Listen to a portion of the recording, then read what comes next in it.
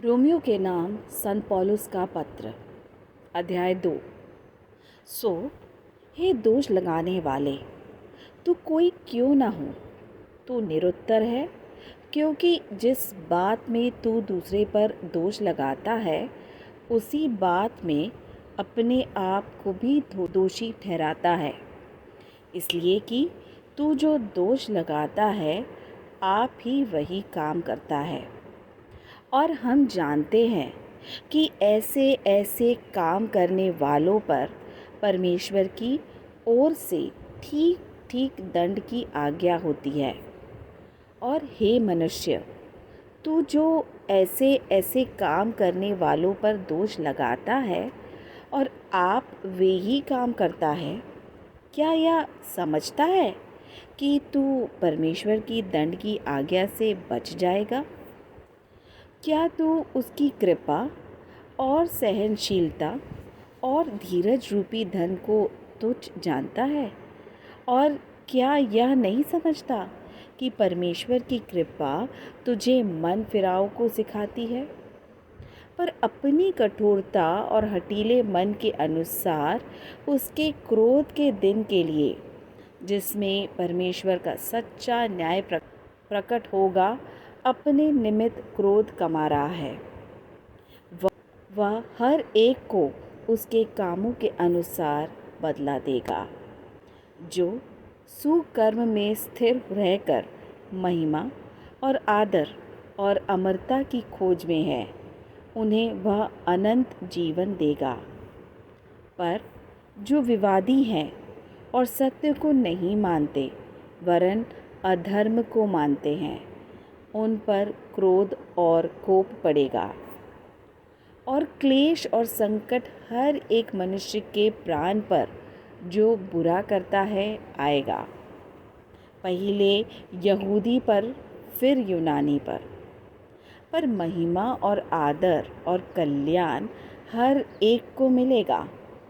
जो भला करता है पहले यहूदी को फिर यूनानी को, क्योंकि परमेश्वर किसी का पक्ष नहीं करता। इसलिए कि जिन्होंने बिना व्यवस्था पाए पाप किया वे बिना व्यवस्था के नाश भी होंगे, और जिन्होंने व्यवस्था पाकर पाप किया उनका दंड व्यवस्था के अनुसार होगा। क्योंकि परमेश्वर के यहाँ व्यवस्था के सुनने वाले धर्मी नहीं, पर व्यवस्था पर चलने वाले धर्मी ठहराए जाएंगे। फिर जब अन्य जाति लोग जिनके पास व्यवस्था नहीं स्वभाव ही से व्यवस्था की बातों पर चलते हैं, तो व्यवस्था उनके पास न होने पर भी वे अपने लिए आप ही व्यवस्था है। वे व्यवस्था की बातें अपने अपने हृदयों में लिखी हुई देखते हैं और उनके विवेक भी गवाही देते हैं, और उनकी चिंताएं परस्पर दोष लगाती या उन्हें निर्दोष ठहराती है। जिस दिन परमेश्वर मेरे सुसमाचार के अनुसार यीशु मसीह के द्वारा मनुष्य की गुप्त बातों का न्याय करेगा, यदि तू यहूदी कहलाता है और व्यवस्था पर भरोसा रखता है और परमेश्वर के विषय में घमंड करता है और उसकी इच्छा जानता और व्यवस्था की शिक्षा पाकर उत्तम उत्तम बातों को प्रिय जानता है, और अपने पर भरोसा रखता है कि मैं अंधों का अगुआ और अंधकार में पड़े हुओं की ज्योति और बुद्धिहीनों का सिखाने वाला और बालकों का उपदेशक हूँ, और ज्ञान और सत्य का नमूना जो व्यवस्था में है मुझे मिला है।